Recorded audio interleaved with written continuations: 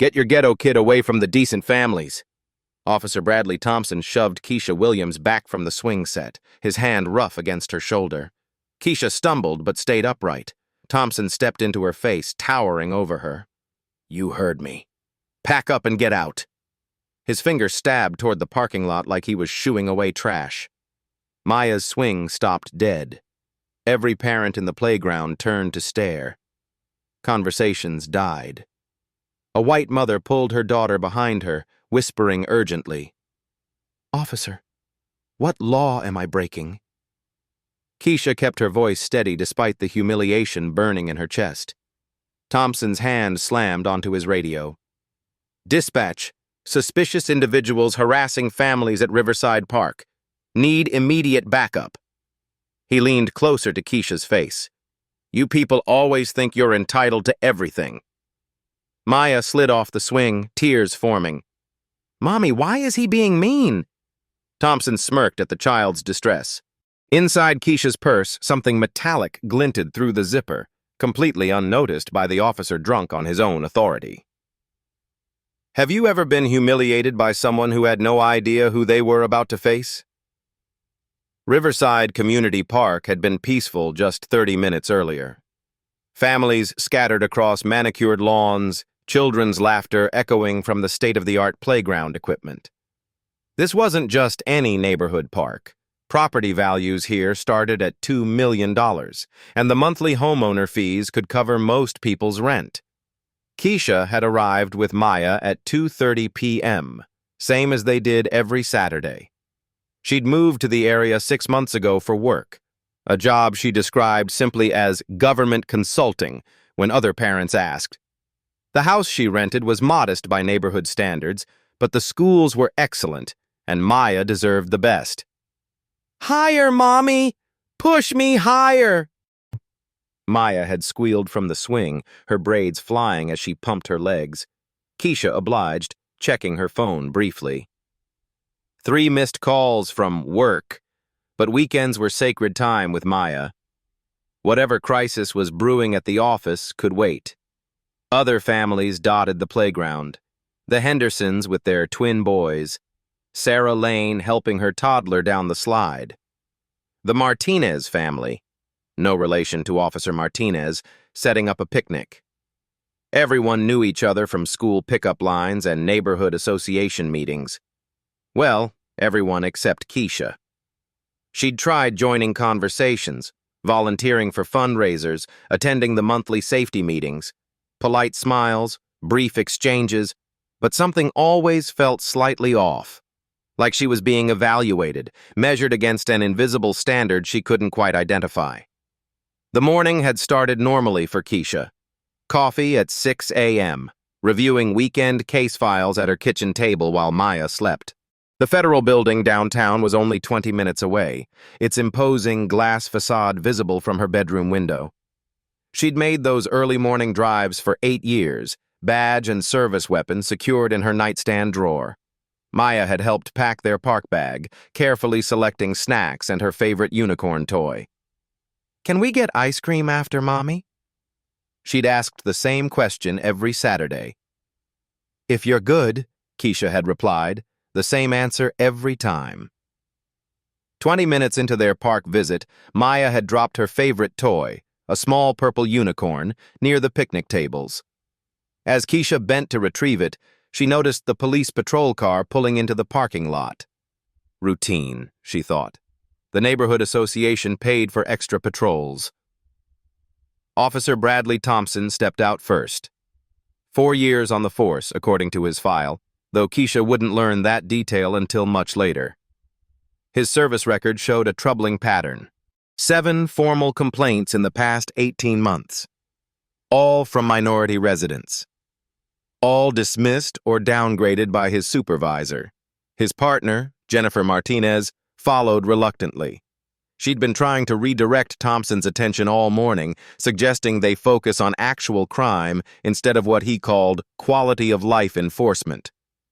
Martinez had joined the force to help her community, not harass innocent families. Thompson's eyes had swept the park with practiced assessment. Families, children, normalcy. Then his gaze landed on Keisha and stopped. Something in his expression shifted, hardened. Martinez noticed it too, recognizing the look that usually preceded trouble. "Brad, we should check on the vandalism report at the tennis courts," she'd suggested, hoping to redirect his focus. Thompson ignored her, already walking toward the playground. His radio crackled with routine chatter, federal call signs mixed with local traffic, the constant background noise of law enforcement. Neither officer paid attention to the federal communications bleeding through their radio frequency. The FBI task force operations, the interagency coordination calls, the high-priority federal responses, all just background static to local patrol officers. Keisha's phone buzzed again. This time the caller ID read FBI Director. She declined the call, focusing on Maya's joy as her daughter navigated the monkey bars. Some things were more important than work, even urgent federal operations requiring immediate coordination with local law enforcement. Thompson approached with the confidence of someone accustomed to immediate compliance. His hand rested casually on his radio, a practiced gesture of authority designed to intimidate. Parents began to notice, conversations slowing as they watched the interaction develop with growing unease. What they witnessed next would be recorded on 12 different cell phones, captured on body cameras, and documented in federal incident reports. But in that moment, as Thompson stepped deliberately into Keisha's personal space, none of them could have predicted the seismic shift about to occur. Thompson's approach was calculated, deliberate. He'd done this dance before. The slow circle, the intimidating stare, the assumption of guilt until proven otherwise. What he hadn't counted on was Keisha's stillness, her refusal to show fear or submit to his psychological pressure. "I asked you a question," Thompson said, stepping closer until he was invading her personal space. "What are you doing in this neighborhood?" Keisha's response was measured, professional. "Officer, I'm spending Saturday afternoon with my daughter at a public park." "The same thing every other parent here is doing." The word officer seemed to irritate Thompson. His jaw tightened. "Don't get smart with me. You know exactly what I mean." He gestured broadly at the other families, all of whom happened to be white. "These people live here, pay taxes here, contribute to the community." Maya had climbed down from the monkey bars and was walking toward them, her small face creased with concern. "Mommy, is everything okay?" "Stay right there, sweetheart," Keisha said gently, never taking her eyes off Thompson. Her voice carried the kind of calm authority that comes from years of training, though Thompson was too focused on his own power trip to recognize it. "See? Even the kid knows something's wrong," Thompson said, his voice getting louder. "Kids have instincts about these things." Martinez finally spoke up. "Brad, maybe you should let me handle this, Martinez." Thompson's dismissal of his partner was sharp, final. He turned back to Keisha. "I'm going to need to see some identification. Driver's license, registration if you drive here, proof you have legitimate business in this area." The legal absurdity of the request wasn't lost on Keisha. "Officer Thompson," she said, reading his name tag with deliberate emphasis. "What specific law do you believe I'm violating that gives you probable cause? Cause to demand identification?" Thompson's face flushed red. Nobody talked to him like that, especially not someone he'd already decided was a problem. "Suspicious behavior, loitering, failure to identify when requested by a peace officer." "I haven't been loitering.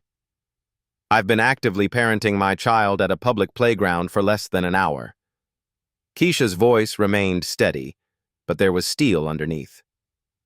"And in this state, failure to identify only applies when there's reasonable suspicion of criminal activity." The gathering crowd of parents was growing larger. Phones appeared, some obviously recording. The Henderson twins had stopped playing to stare. Sarah Lane was openly filming while shielding her toddler behind her legs. Mrs. Patterson from the Neighborhood Watch Committee stood with her mouth agape, clearly recognizing the injustice unfolding. Thompson noticed the phones and his authority complex kicked into overdrive. "Put those phones away! This is official police business." "No, sir," came a voice from the crowd. Tom Henderson, a corporate lawyer who'd moved to the neighborhood for the schools. "Recording police in public is protected speech. You know that." "I don't care what you think you know about the law," Thompson snapped. "This is a police investigation, and if you interfere, you'll be arrested too." The threats were escalating. Parents pulled their children closer, but nobody left. This was their park, their community, and they weren't about to abandon Keisha to Thompson's abuse of power. Thompson's radio crackled. The dispatcher's voice cut through the tension. "All units, be advised. Federal Task Force requesting coordination on Operation Clearwater. Priority Alpha. Priority. Any units in Riverside District respond." Neither Thompson nor Martinez reacted. Local patrol officers rarely interfaced with federal operations, and Thompson was too focused on his confrontation to pay attention to routine radio chatter. The federal call signs meant nothing to him, just background noise in his quest to assert dominance. Keisha heard it, though. Her head tilted slightly, the first crack in her perfectly composed facade. Operation Clearwater was her operation. Her team was waiting for local coordination that wouldn't come because the local officers were too busy harassing the federal agent they were supposed to be supporting. "Are you going to show me my ID or not?" Thompson demanded, his hand moving to his handcuffs.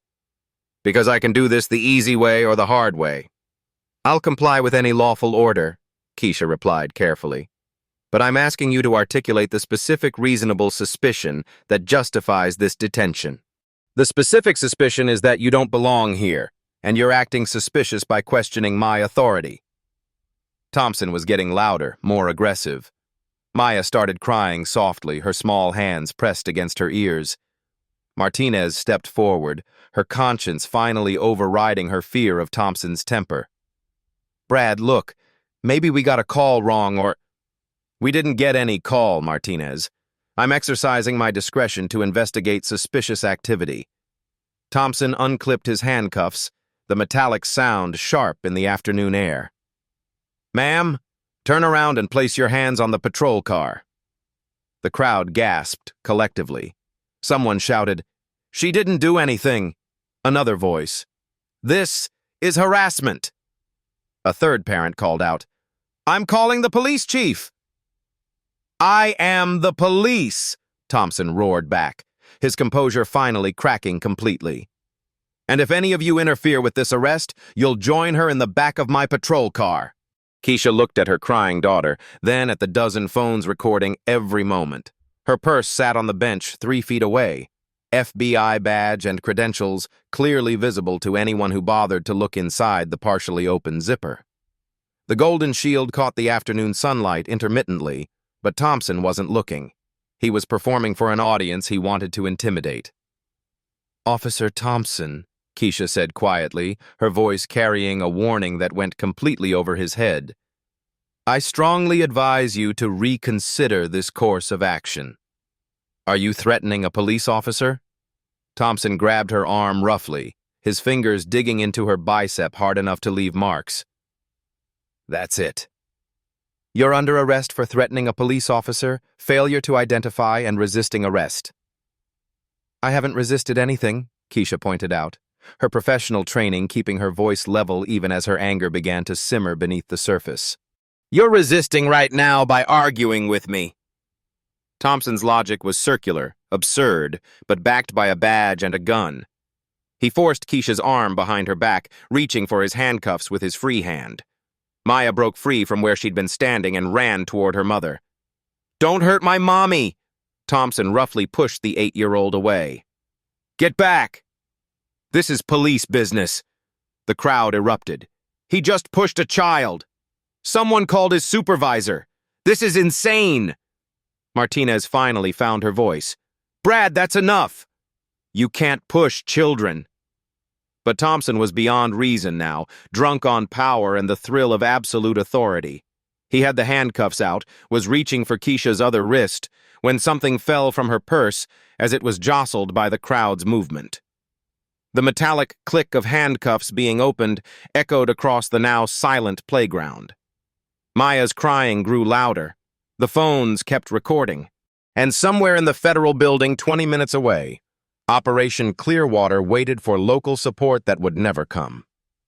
What Thompson didn't know, what none of them could have predicted, was that he was about to make the biggest mistake of his career, because in about 30 seconds, everything would change.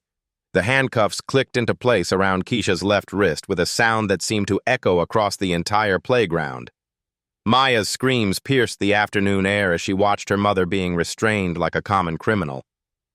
The sight of her child's terror was almost more than Keisha could bear, but her federal training kicked in. Stay calm, document everything, let the system work. "Dispatch, this is Unit 47, Thompson spoke into his radio with obvious satisfaction. "I need a backup unit at Riverside Community Park for transport. One adult female in custody for failure to identify, resisting arrest, and threatening a police officer." The lies rolled off his tongue so easily that Martinez actually took a step back. She'd witnessed the entire interaction, and none of those charges were remotely justified. But challenging Thompson in front of civilians would end her career, and she knew it.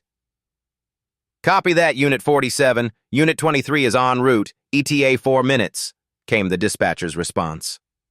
Keisha found herself pressed against the hot metal of the patrol car, Thompson's hand heavy on her back. The humiliation was intentional, designed to break her spirit and demonstrate his absolute authority to the watching crowd. What he didn't realize was that every second of this illegal detention was being burned into the memory of a federal agent who specialized in civil rights violations. "Mommy!" Maya tried to run to her mother again, but Martinez gently caught her shoulders. "Honey, stay back," Martinez said softly, the first kindness anyone had shown the terrified child. "Let us handle this."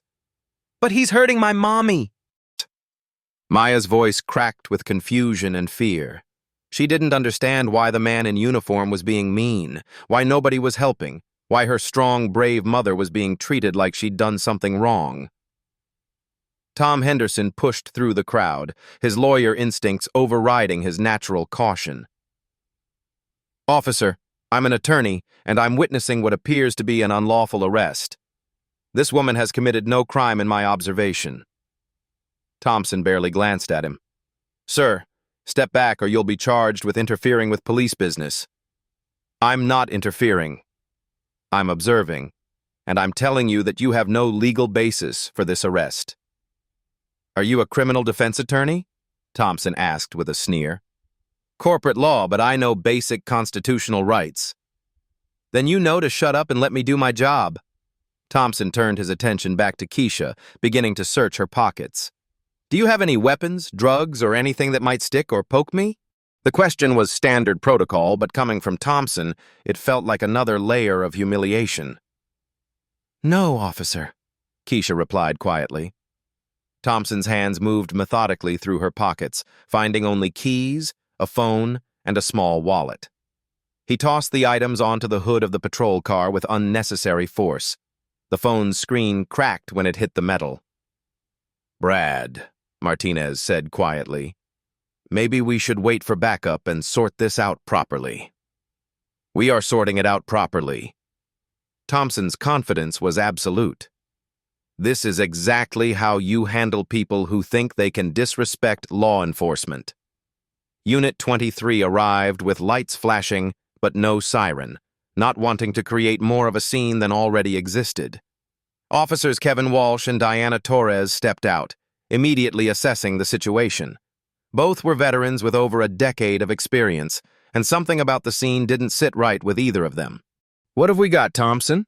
Walsh asked, his eyes taking in the crowd of filming parents, the crying child, and the woman cuffed against the patrol car who didn't look like any criminal he'd ever arrested. "Suspicious individual, failure to cooperate, resisting arrest." Thompson rattled off his charges like he was reading from a script. "Need transport downtown for booking." Torres knelt down to Maya's eye level. "Hey, sweetheart, what's your name?" Maya Williams, the little girl sobbed. That man is hurting my mommy, and she didn't do anything bad. Williams, Torres repeated, glancing at her partner. Something about that name seemed familiar, but she couldn't place it. Walsh approached Keisha, his demeanor noticeably different from Thompson's aggressive stance. Ma'am, I'm Officer Walsh. Can you tell me your version of what happened here? I was playing with my daughter when Officer Thompson approached and demanded identification without stating any specific violation or reasonable suspicion, Keisha said, her voice steady despite her position. When I asked him to articulate his legal basis for the stop, he became increasingly aggressive and ultimately arrested me on charges that appear to be fabricated. The professional language, the precise legal terminology, the complete lack of street vernacular. Walsh had heard federal agents testify enough times to recognize the pattern. This woman talked like a cop. Thompson, did you run her ID? Walsh asked. She refused to provide ID, Thompson lied smoothly. That's why she's under arrest. Walsh looked at the cracked phone and wallet on the hood of the car.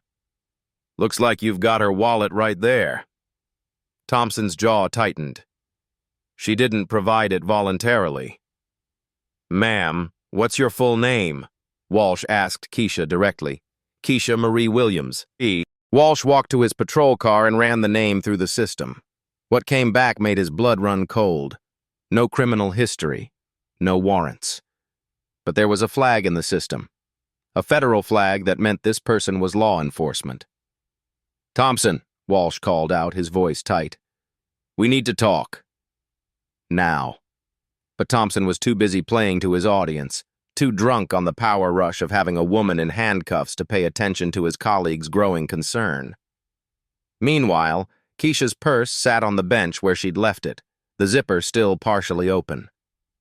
The afternoon sun struck the metal inside at just the right angle, causing it to gleam like a beacon. A few parents had noticed the reflection and were starting to move closer to get a better look. Torres was still talking to Maya, trying to calm the traumatized child, when her radio crackled again. All units, priority Alpha. Federal task force still requesting immediate coordination on Operation Clearwater. Agent Williams is the primary contact. Torres froze. She looked at Maya, then at the woman cuffed against Thompson's patrol car, then at the growing crowd of concerned citizens with their phones out. Agent Williams. The pieces started falling into place with terrifying clarity. Walsh, Torres called out, her voice urgent. We have a problem. A big problem. But it was too late. The damage was done, the humiliation complete, and the federal agent who specialized in prosecuting civil rights violations had just been illegally arrested by the very type of officer she'd spent her career putting behind bars. The only question now was how much worse Thompson could make it before someone stopped him. Torres was moving toward Walsh when it happened. Thompson, still riding his power high, decided Keisha needed to be searched more thoroughly. He grabbed her purse from the bench, intending to dump its contents dramatically in front of the crowd. One final humiliation to cement his authority. Let's see what you're really hiding, Thompson announced, shaking the purse upside down. Keys scattered, lip balm rolled across the pavement. Maya's emergency inhaler bounced twice. And then, catching the afternoon sunlight like a golden thunderbolt, a federal badge hit the concrete with a metallic clang that seemed to echo forever. The playground went silent. Not the hushed quiet of tension, but the absolute vacuum of shock. Parents stopped breathing. Children froze mid-motion. Even the wind seemed to pause. Thompson stared at the badge like it was a venomous snake. The Golden Eagle, the Department of Justice seal, the words Federal Bureau of Investigation embossed in bold letters. Next to it lay a leather credential case, official photo and ID card clearly visible through the plastic window. Brad, Martinez whispered, her voice barely audible. Brad, stop, stop! But Thompson couldn't stop. His brain couldn't process what he was seeing. This couldn't be real. Street criminals didn't carry FBI badges.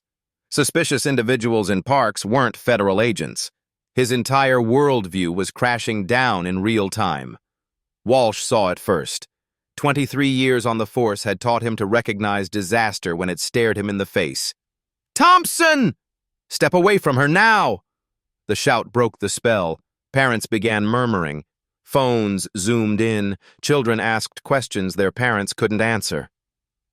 Thompson's hand was still on Keisha's back, still pressing her against the patrol car, but his grip had gone slack.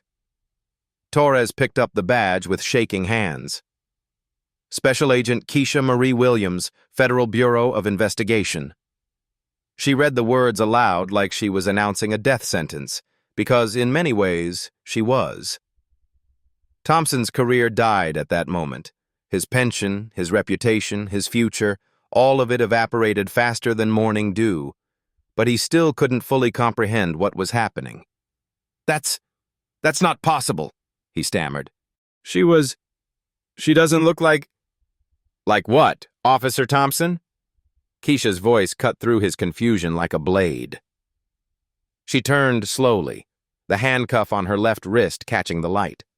For the first time in 30 minutes, she looked directly into his eyes, and he saw something there that made his blood freeze.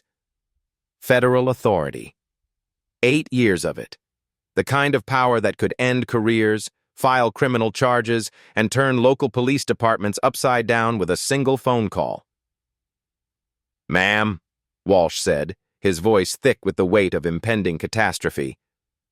"I am so sorry. This is..." He couldn't finish the sentence. There weren't words for this level of departmental failure. "Get these handcuffs off me," Keisha said quietly. Not a request. An order. Walsh fumbled for his keys, his hands shaking as he unlocked the restraints. The moment her wrists were free, Keisha rubbed the red marks Thompson's cuffs had left behind. Evidence. Documentation. Federal agents were trained to notice everything. Maya ran to her mother, wrapping her small arms around Keisha's waist.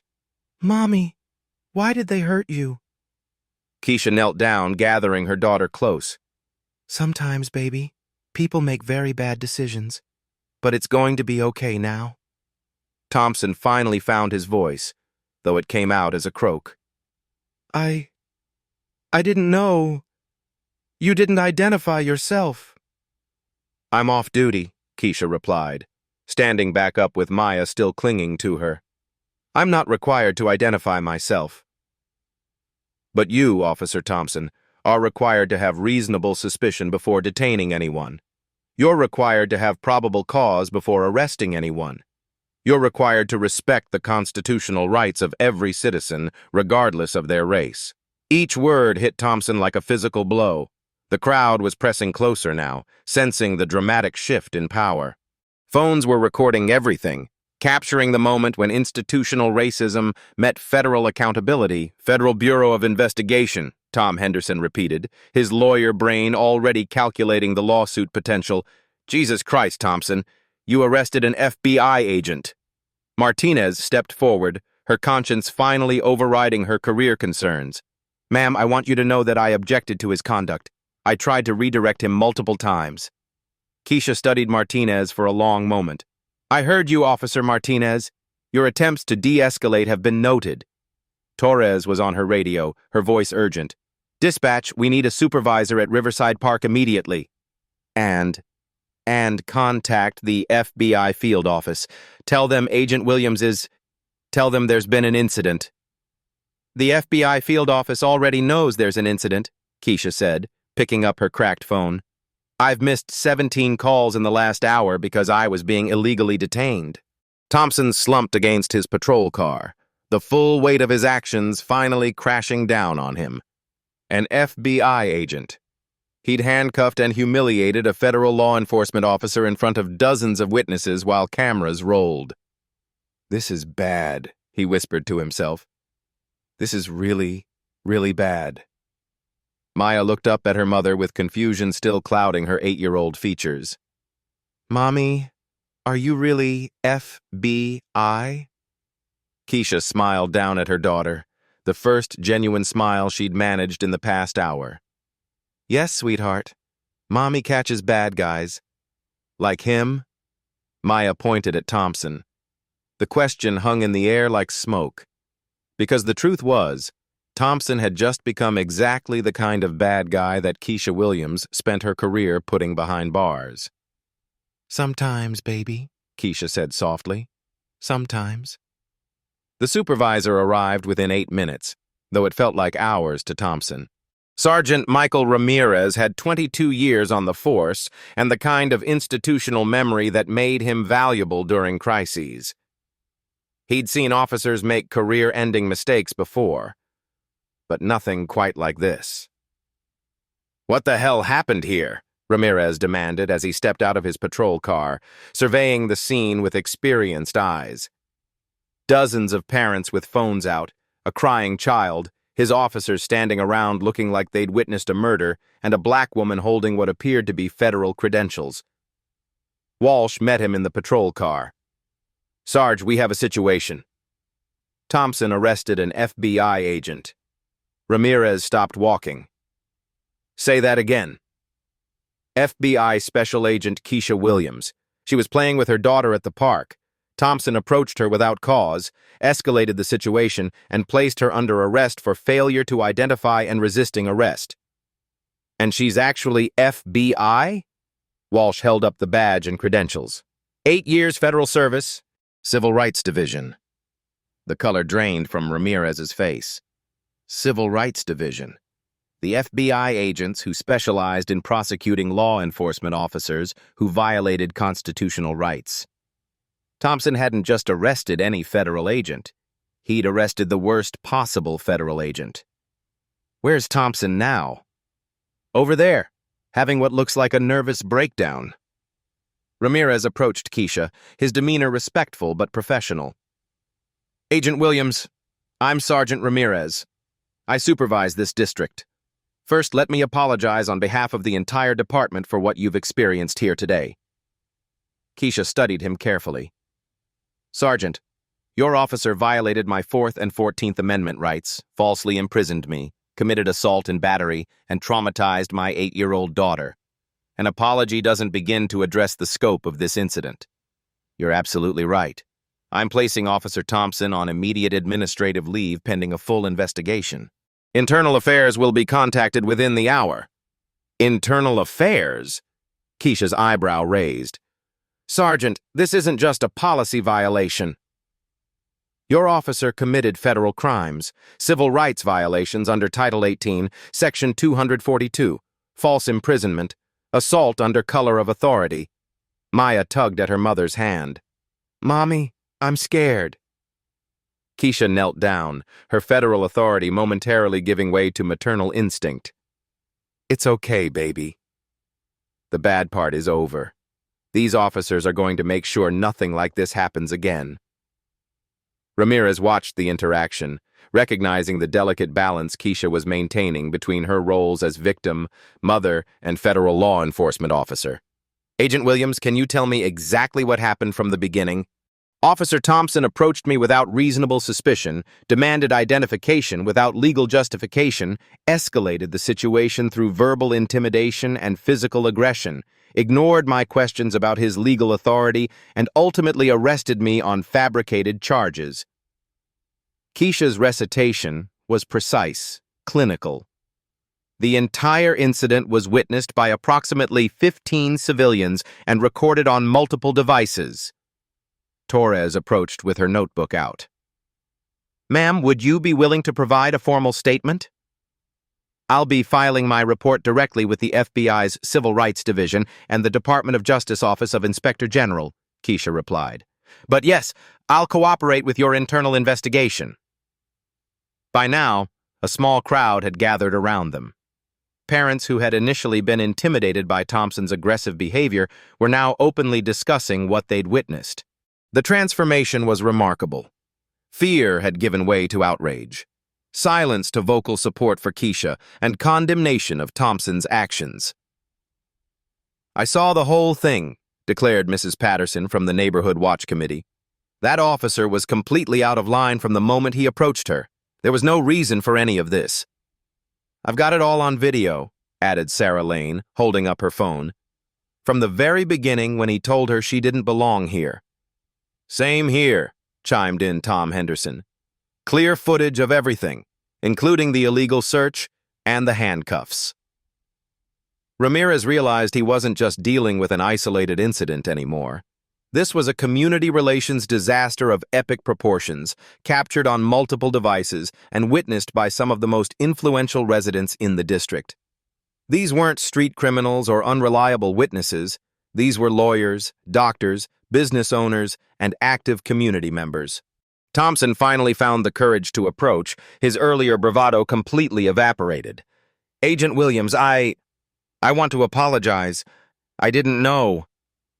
"You didn't know what, Officer Thompson?" Keisha's voice was ice. "You didn't know that citizens have constitutional rights? You didn't know that you need reasonable suspicion to detain someone? You didn't know that making arrests based on someone's race is a federal crime?" "I didn't know you were FBI," Thompson mumbled. "And that's exactly the problem," Keisha shot back. "My badge doesn't give me extra constitutional rights. Every person in this park, black, white, rich, poor, documented, undocumented, has the same rights you violated today. The only difference is that I have the training and authority to hold you accountable." Ramirez's radio crackled. "Sergeant Ramirez, this is Chief Morrison. I need you to call me immediately regarding the incident at Riverside Park." Word was already traveling up the chain of command. In today's social media world, videos of police misconduct could go viral within hours. But this wasn't just any misconduct. This was a federal agent being illegally arrested, and the chief knew the political and legal ramifications would be massive. "Agent Williams," Ramirez said, pulling out his own phone. "I need to brief the chief on this situation. Would you be willing to speak with him directly?" "I'll speak with Chief Morrison," Keisha replied. "But understand that this incident is already being reported to federal authorities. The FBI's Office of Professional Responsibility will be conducting their own investigation parallel to whatever internal process you initiate." Martinez stepped forward, her conscience finally overwhelming her self-preservation instincts.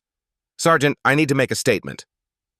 Officer Thompson's actions today were completely unjustified. I attempted to redirect him multiple times, but he ignored my input and proceeded with what I believed to be an unlawful arrest." Thompson spun toward his partner, betrayal evident in his eyes. "Martinez." "No, Brad. What you did was wrong. From the very beginning. This woman was doing nothing but playing with her daughter, and you decided to harass her because—" Martinez paused, struggling with how to say it diplomatically.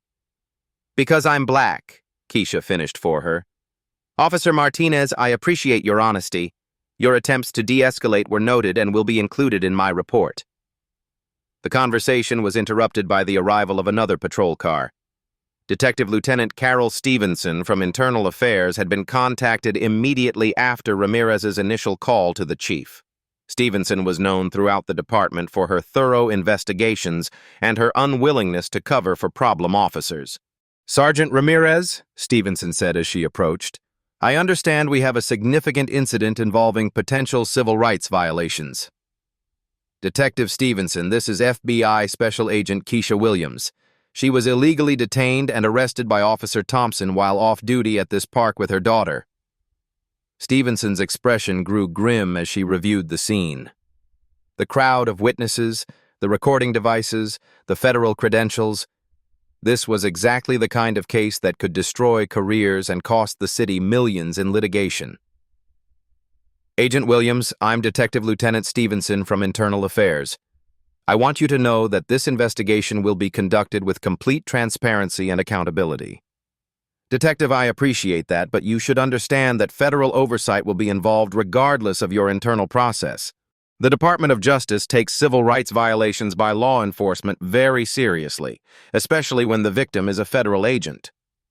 More parents stepped forward, offering their recordings, their witness testimony, their contact information. The community that had initially seemed unwelcoming was now rallying around Keisha and Maya, united in their outrage at what they'd witnessed. "I want to press charges," announced Tom Henderson. "I witnessed assault, false imprisonment, and civil rights violations. As a citizen, I want this officer prosecuted to the fullest extent of the law." "Me too," added Sarah Lane. "What he did was criminal, and we all saw it." A chorus of agreement rose from the gathered parents. They weren't just offering to be witnesses anymore, they were demanding justice. Ramirez was back on his radio, speaking in hushed tones with the chief. The conversation was brief but heated, ending with Ramirez nodding grimly. He approached Thompson with the bearing of a man delivering a death sentence. "Thompson, you're on immediate paid administrative leave. Turn in your weapon, badge, and radio. You're to have no contact with witnesses or other officers regarding this incident. A department vehicle will take you home." Thompson's hands shook as he unholstered his service weapon, removed his badge, and unclipped his radio. 8 years of training, 4 years on the force, a pension he'd been counting on, all of it gone in 30 minutes of breathtaking stupidity. "What about my patrol car?" Thompson asked weakly. "Torres will drive it back to the station. You'll be contacted by Internal Affairs within 24 hours to schedule your interview."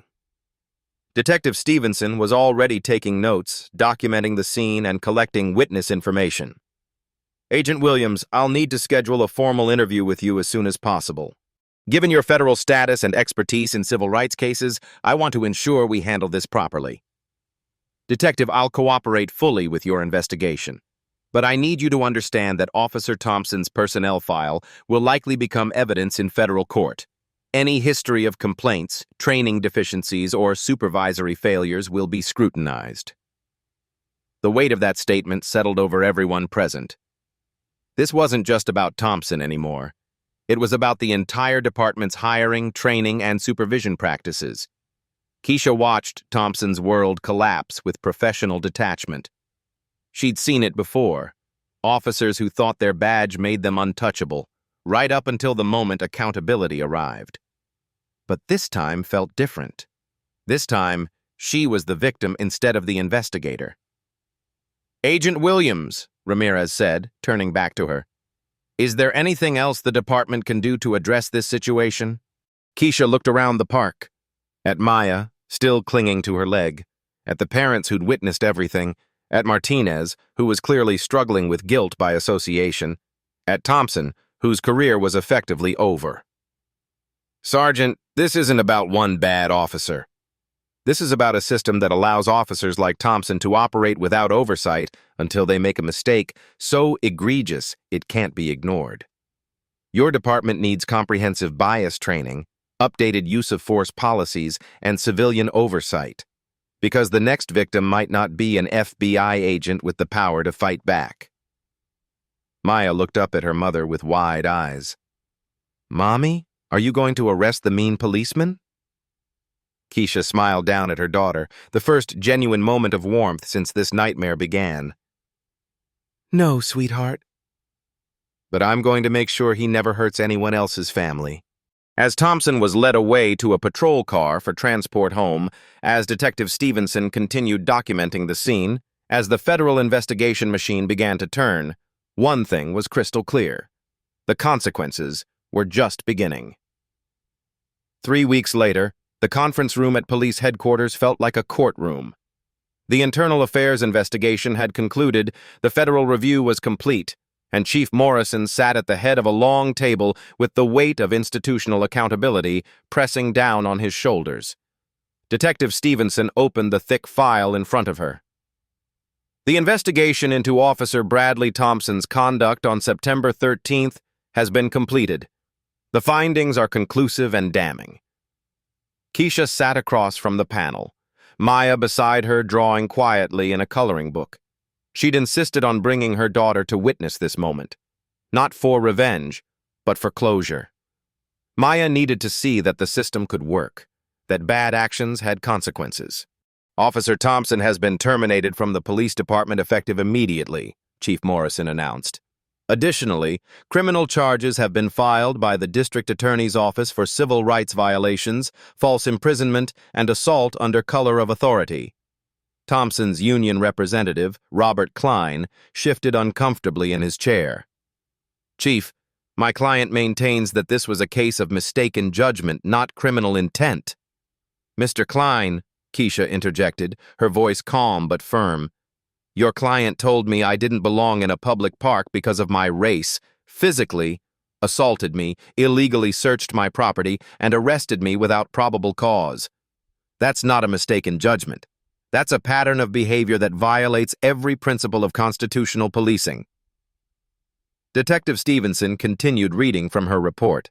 "Our investigation revealed that Officer Thompson had received 7 formal complaints in the past 18 months, all from minority citizens, all alleging racial profiling and excessive force. Previous supervisors either dismissed these complaints or failed to document them properly. The systemic failures were becoming clear. Thompson wasn't just one bad apple. He was the product of a department that had failed to address warning signs for years." "What about Officer Martinez?" Chief Morrison asked. "Officer Martinez has received a formal reprimand and will complete additional training in de-escalation and intervention techniques," Stevenson replied. However, her attempts to redirect Officer Thompson's behavior, while insufficient, demonstrated some awareness that his actions were inappropriate. Martinez, who was present for her own administrative hearing, spoke up. "Chief, I want to formally apologize to Agent Williams and Maya. I should have done more to stop what was happening. I let my fear of confronting a colleague override my duty to protect citizens." Keisha studied Martinez carefully. The younger officer looked genuinely remorseful, and her cooperation during the investigation had been complete and honest. "Officer Martinez, your apology is accepted. But I hope you understand that silence in the face of misconduct makes officers complicit in the harm that follows." "I do understand that now," Martinez replied. "And I've requested an assignment to the department's new community policing initiative. I want to rebuild trust between law enforcement and the communities we serve." Chief Morrison nodded approvingly. This was exactly the kind of response he wanted to see from his officers. Acknowledgement of failure followed by commitment to improvement. "The department is implementing several reforms as a direct result of this incident," the chief continued. "All officers will complete bias recognition training within 90 days. New protocols require supervisory review of any citizen complaint within 24 hours. Body cameras will be mandatory for all patrol officers, with footage automatically uploaded to an independent server." Maya looked up from her coloring book. "Mommy, does this mean the mean policeman can't hurt other kids?" Keisha smoothed her daughter's hair gently. "That's right, sweetheart. He won't be a police officer anymore, and the other officers are learning how to be better." The criminal proceedings moved swiftly. Thompson's attorney attempted to negotiate a plea deal, but the federal prosecutors were uninterested in leniency. The case was too clear-cut, the evidence too overwhelming, and the message too important. "The defendant will face federal charges under 18 U.S.C. Section 242, deprivation of rights under color of law," announced federal prosecutor David Brooks during Thompson's arraignment. "This statute carries the maximum penalty of 10 years in federal prison." Thompson, dressed in civilian clothes and looking haggard, entered a guilty plea to avoid trial. The judge sentenced him to 18 months in federal prison, 3 years of supervised probation, and permanent prohibition from law enforcement employment. "Mr. Thompson," Judge Patricia Hernandez said during sentencing, "you violated your oath, betrayed the public trust, and traumatized an innocent child. Your actions represent everything that's wrong with policing when officers forget they serve the community, not the other way around." The civil settlement followed quickly. The city, eager to avoid prolonged litigation and further public embarrassment, agreed to a $2.8 million settlement. But Keisha's demands went beyond financial compensation. "The money isn't the point," she explained to reporters on the courthouse steps. "The point is ensuring this never happens to another family." The settlement includes provisions for ongoing federal monitoring of the police department, mandatory bias training for all officers, and civilian oversight of misconduct investigations. Maya, now comfortable with the media attention, added her own perspective. My mommy helps people, and now the police will help people better too. The community impact was immediate and profound. Riverside Park, once a symbol of division, became a gathering place for healing.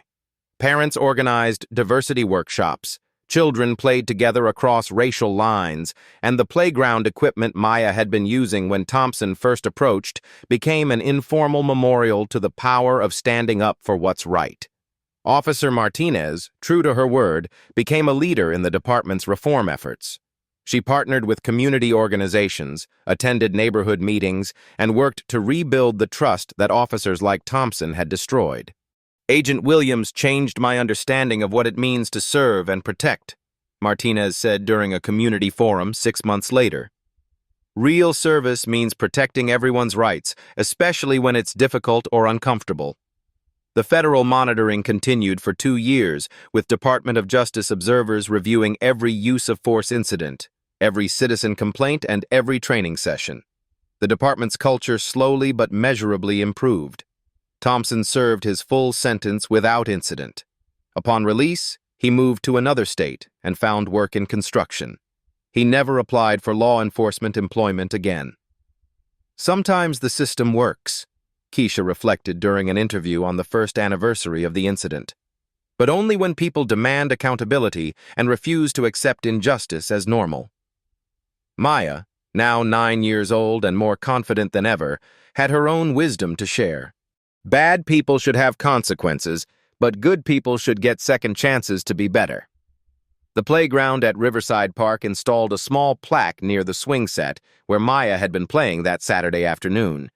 It read simply, "In a democracy, no one is above the law, and everyone deserves equal protection under it." The words served as a daily reminder that justice, while sometimes delayed, could still prevail when courage met opportunity and accountability met authority. 1 year later, Keisha and Maya returned to Riverside Community Park on a crisp Saturday afternoon. The playground looked exactly the same, but everything else had changed. Children of all backgrounds played together while their parents chatted easily on the benches. The invisible barriers that had once divided this community had been replaced by genuine connections forged through shared commitment to justice and equality. "Look, Mommy!" Maya pointed excitedly toward the new community police officer walking his beat. Officer James Washington, a soft-spoken veteran with 20 years of experience, had volunteered for the Riverside assignment specifically because he wanted to be part of the solution. "Good afternoon, Agent Williams, Maya," Officer Washington said with a warm smile as he approached. "Beautiful day for the park." "It certainly is, Officer Washington," Keisha replied, noting how different this interaction felt compared to that terrible day 12 months ago. Respectful, professional, human. Maya ran to the swing set, the same one where she'd been playing when Thompson first shattered their peaceful afternoon. But there was no fear in her movements now, no looking over her shoulder for threatening authority figures. She'd learned that while some people made bad choices, the system could hold them accountable when good people demanded justice. The changes throughout the police department had been remarkable. Citizen complaints dropped by 60%. Use of force incidents decreased by 40%. Community trust scores, measured through quarterly surveys, had risen steadily month after month. Most importantly, no officer had been terminated for civil rights violations since Thompson's firing. The key was changing the culture, not just the policies, Chief Morrison had explained during a recent interview. Agent Williams didn't just expose one bad officer, she forced us to confront systemic problems we'd been ignoring for years. The federal monitoring had officially ended 6 months ago, but the reforms remained in place. The Civilian Oversight Board, community policing initiatives, and enhanced training programs had become permanent fixtures of the department's operations. Martinez, now a sergeant and head of community relations, approached with her weekly report. Agent Williams, I wanted to update you on our progress. We've completed bias training for all patrol officers, and the new de-escalation protocols are showing measurable results. That's excellent news, Sergeant Martinez, Keisha replied. Your leadership in these reforms has been remarkable. Martinez smiled, but her expression remained serious. I learned something important that day at this park. Staying silent when you witness injustice makes you complicit in it. I'll never make that mistake again. Maya finished her time on the swings and joined the adults, her natural curiosity about police work evident in her questions. Officer Washington, do you ever arrest people who are innocent? Washington knelt down to Maya's eye level, understanding the weight behind her question. Maya, police officers are human beings, and human beings sometimes make mistakes. But we have rules and training to help us make good decisions, and when we do make mistakes, there have to be consequences. Like what happened to the mean officer? Exactly like that. Officer Thompson broke the rules and hurt people, so he faced consequences. That's how justice works. The conversation was interrupted by Tom Henderson, now chair of the Neighborhood Association's Police Oversight Committee. Agent Williams, I wanted to thank you again for your patience with our community's learning process. The workshops you've led have been transformative. Mr. Henderson, this community's willingness to confront uncomfortable truths and work for real change has been inspiring. Maya and I are proud to call Riverside our home. As the afternoon sun began to set, casting long shadows across the playground where everything had changed, Keisha reflected on the journey from that awful Saturday to this moment of hope and healing. Mommy, Maya said as they walked toward their car, I'm glad you're FBI. You help make things fair. Keisha squeezed her daughter's hand. We all have a responsibility to make things fair, sweetheart. Some people do it with badges, others with cameras, others with their voices. But everyone can do something. The progress wasn't perfect. There were still officers in other departments who abused their authority, still communities where justice remained elusive, still children who feared the people supposed to protect them. But change was possible. Real, measurable, lasting change. Sometimes justice takes time, Keisha said as they drove past the federal building where she worked every day to hold law enforcement accountable. But when communities demand better, when officers like Sergeant Martinez choose courage over comfort, when systems face consequences for their failures, that's when real progress happens. Maya nodded with the wisdom of a child who'd witnessed both injustice and its correction. And when mommies stand up to bullies, even when the bullies have badges. Especially then, baby. Especially then. The story of what happened at Riverside Park had spread far beyond one community, one police department, one family. It had become a symbol of what was possible when accountability met authority, when communities refused to accept injustice as normal, when good people found the courage to demand better. Have you ever witnessed injustice and wondered what you could do about it? Have you seen someone being treated unfairly and wished you had the power to help? The truth is, you do have that power. Document what you see. Speak up when it's safe. Support those who face discrimination. Demand accountability from the institutions that serve you. Real change happens when ordinary people refuse to accept extraordinary injustice. It happens when communities come together across racial lines to demand better from their public servants. It happens when officers like Sergeant Martinez choose to be part of the solution instead of part of the problem. Share this story if you believe in accountability. Like it if you think all children deserve to feel safe in their neighborhoods. Subscribe for more stories where truth confronts power and justice, however delayed, ultimately prevails. And remember, the badge doesn't make the officer. The character does. Courage does. And communities that demand both can create the change they want to see. What will you do the next time you witness injustice? The answer to that question might just change everything.